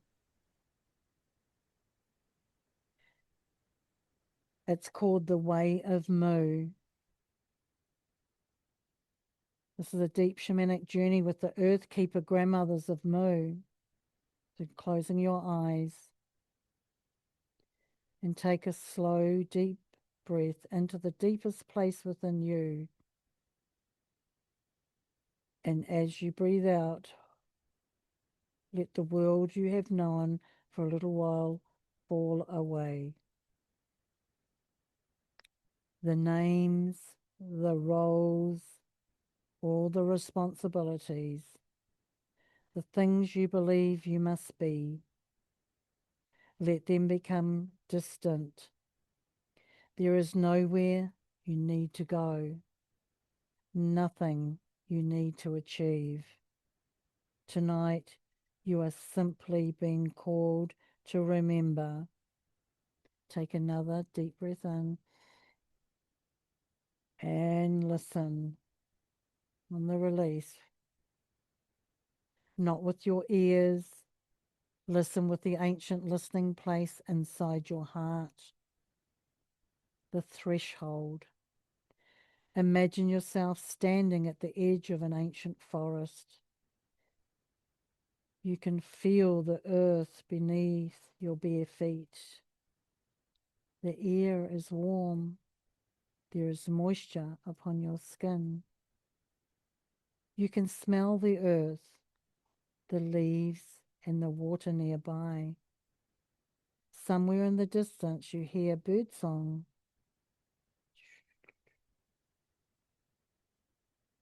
And beneath the birdsong another sound, a low, ancient humming. You don't know where it is coming from, but something inside you recognizes it. You begin to walk slowly, one step, then another. The trees seem to lean toward you, their branches creating an archway above your head. And as you pass beneath them, you feel something shift. You have crossed a threshold. You are no longer simply walking through a forest. You are walking between worlds.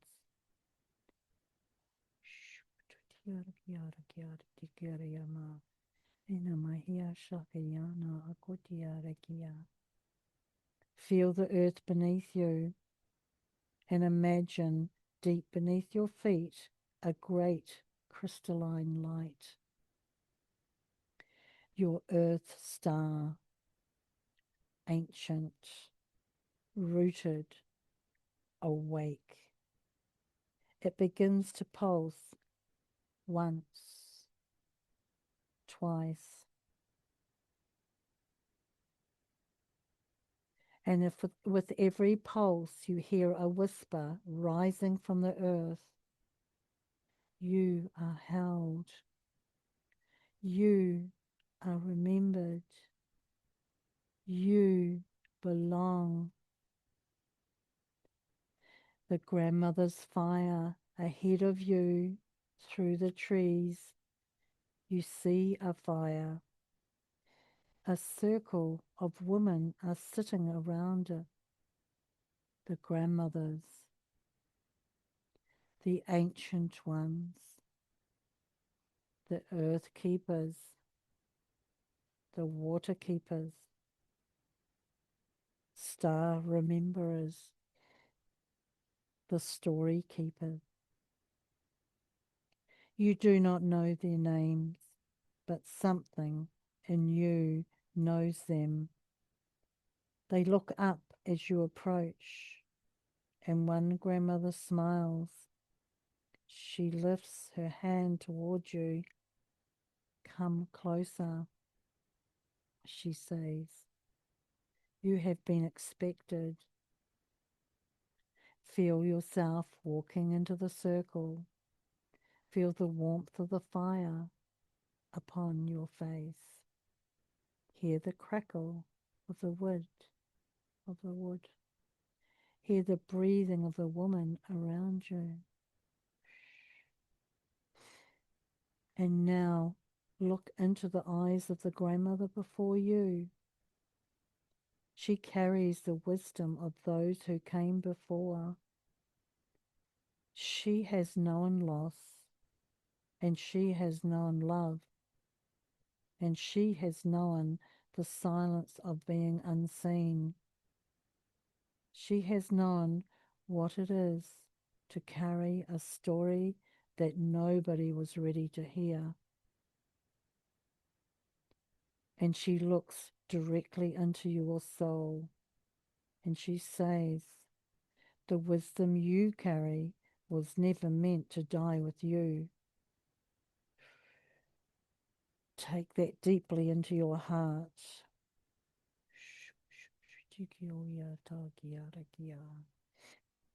The ancient waters, the grandmothers take your hand. Together you rise. She leads you through the forest, and you hear water, at first softly, then louder, until the trees open, and before you is a vast ancient ocean. Moonlight is dancing upon the surface. The water is breathing in, out, and in, and out, like the breath of the great mother. The grandmother kneels beside the water. She places her hands upon its surface, and suddenly you hear singing. Not a song you recognize with your mind, but a song your body remembers.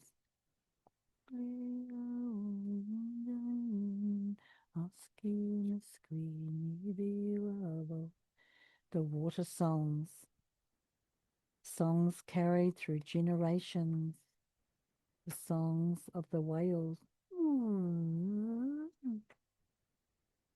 the songs of the river,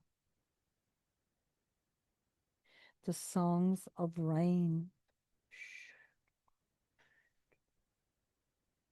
songs of women sitting beside the water, telling stories to their children. Let the sound enter you. Do not try to understand it. Let your soul listen, and perhaps you remember, perhaps only for a moment, that water has always been a keeper of memory. The stars remember. Now look upward. The sky is enormous, filled with stars.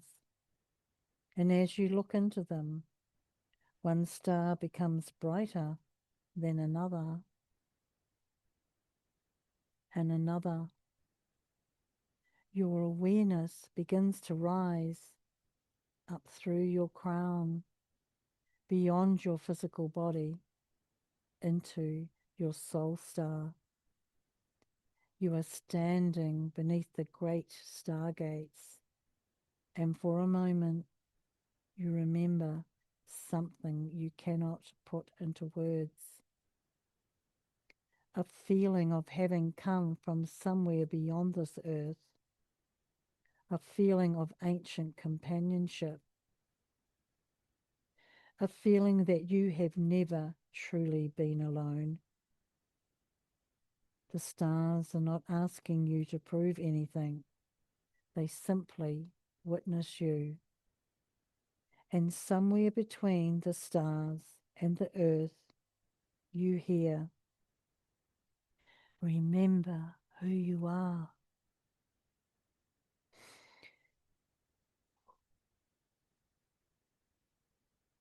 Remember why you came.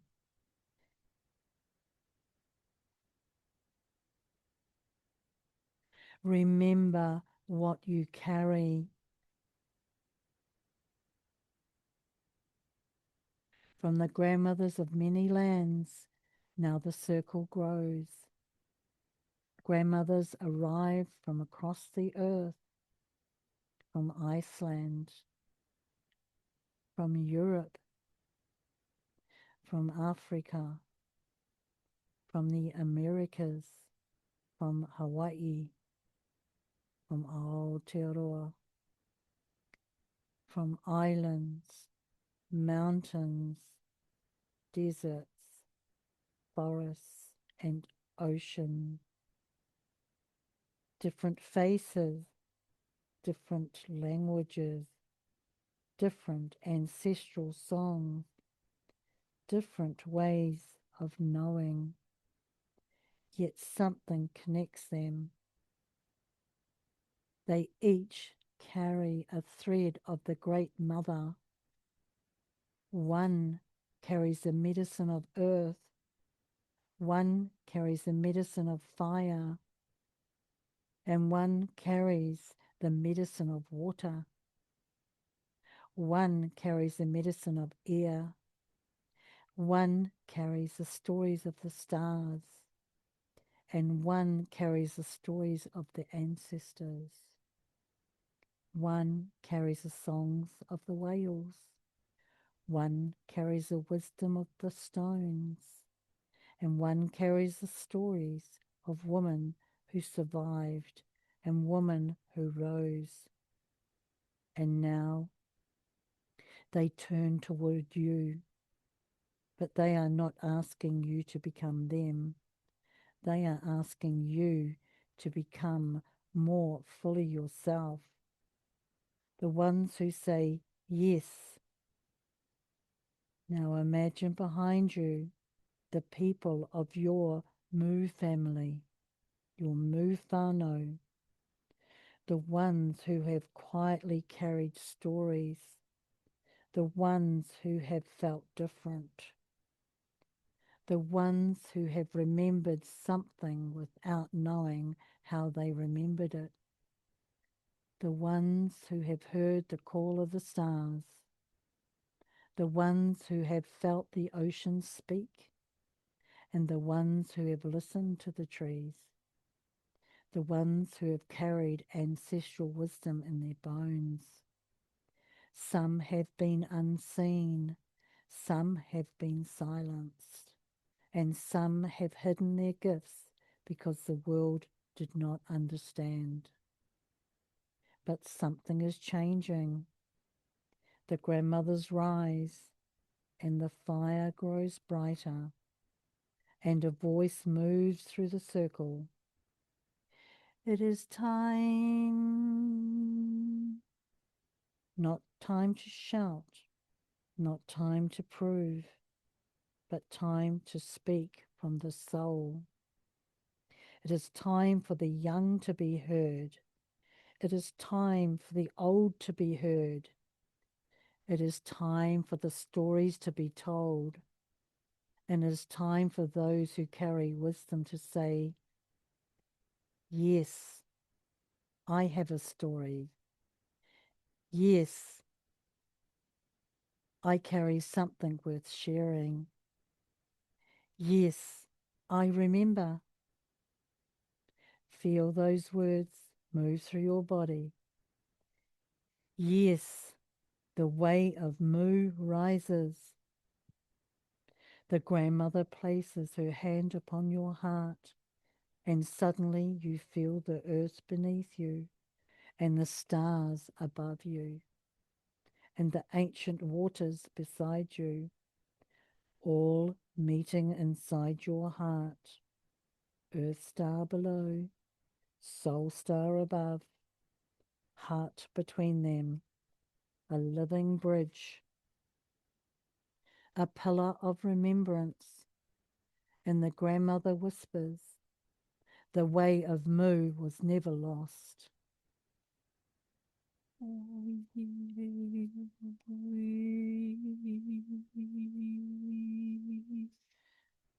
It went within. Feel those words. It went within you. It went within the hearts of the people. And it went into the stones, into the waters, into the mountains, into the whales, into the trees, into the songs, into the stories whispered from grandmother to granddaughter, from elder to child, from one generation to the next. And now it rises again, not as a memory of somewhere far away, but as a way of living, a way of being, a way of remembering. Aroha, peace, truth, joy, unity, reciprocity, love, returning home. The grandmother looks deeply into your eyes and she says, you do not have to go back. You only have to remember forward. Feel your heart, feel your breath, feel your feet. A fire begins to soften. The grandmothers begin to fade into the morning mist, and before they disappear, they place their hands upon their heart, and you place your hands upon yours. The whole circle breathes together, one breath, one heartbeat. Many peoples, many stories, many pathways. One earth, one great mother, one returning to the one.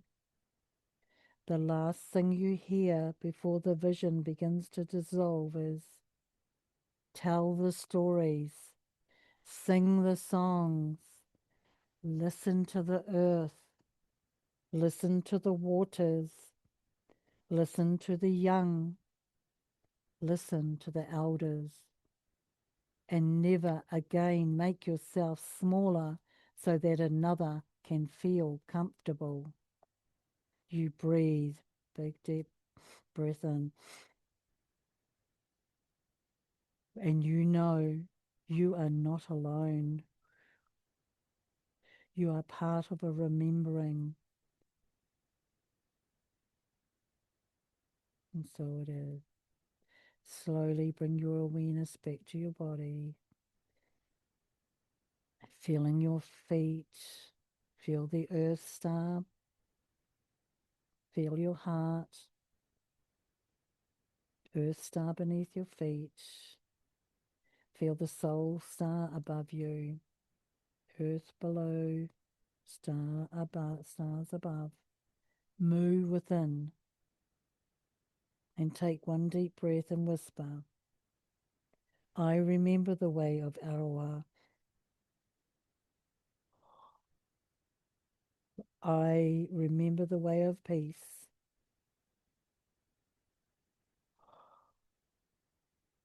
I remember the way of truth. and I remember the way of joy. And finally, I remember Mother Moo. Ko ia nā reki reki shokoro ana, ko mai ana hi a reki a oi, ki a rahi nei rei. The homeland lives within me. Take another breath. And when you are ready, slowly open your eyes. Return to this earth, but do not leave the journey behind. For perhaps the deepest remembering is this: we are not traveling back to Mu, we are bringing the way of Mu forward, together, for the ones who are coming, for the earth, for the children, for the ancestors, for the Great Mother, and for the one in the many, and the many in the one.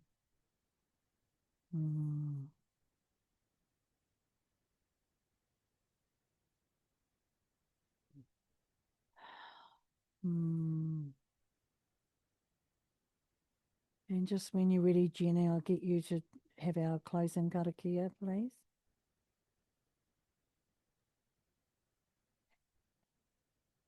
Thank you, Grandmother Anhara. So deep, So welcome. so rich.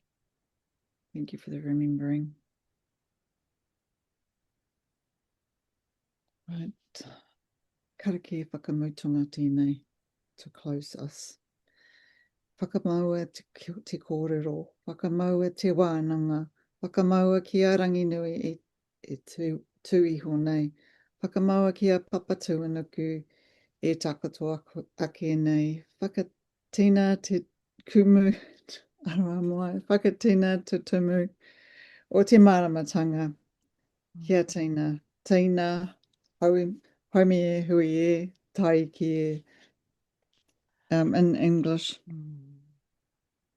Affirm these discussions, affirm these learnings, affirm them before Ranginui above, Sky Father, affirm them before Papatūānuku below, Earth Mother.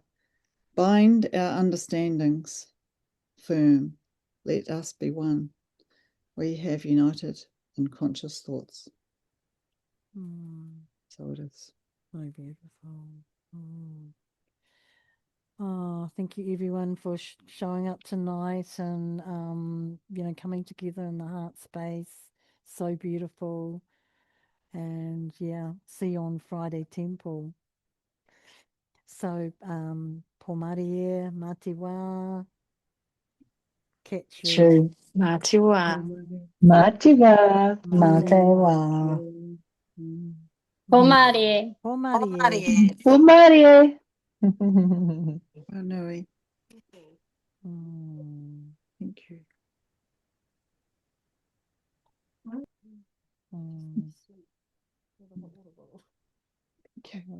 Wait.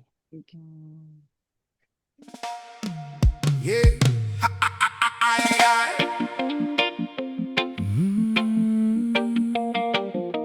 Moo is calling us home.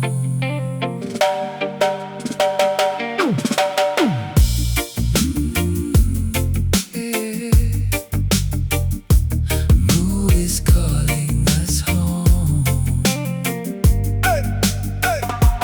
Venus and Jupiter light in the sky.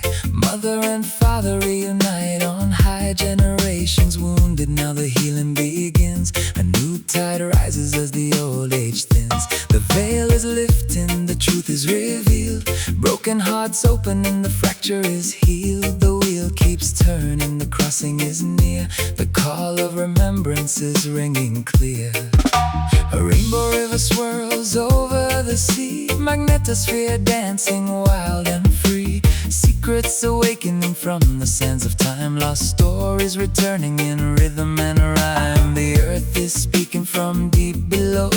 Waters are rising and the fire starts to glow. Ring of fire stirring, hear the ancient drum. The voice of creation says the hour has come. Ayo maira, hoki maira, ki te kāinga o te aroha. Whiti mai te rā, whiti mai te maramatanga, komu e karanga ana. Peace be upon us, return home again to the homeland of love and belonging. Let the sun rise, let illumination shine. Mu is calling us home. Mu is calling us home. The pyramids awaken, the grid turns bright.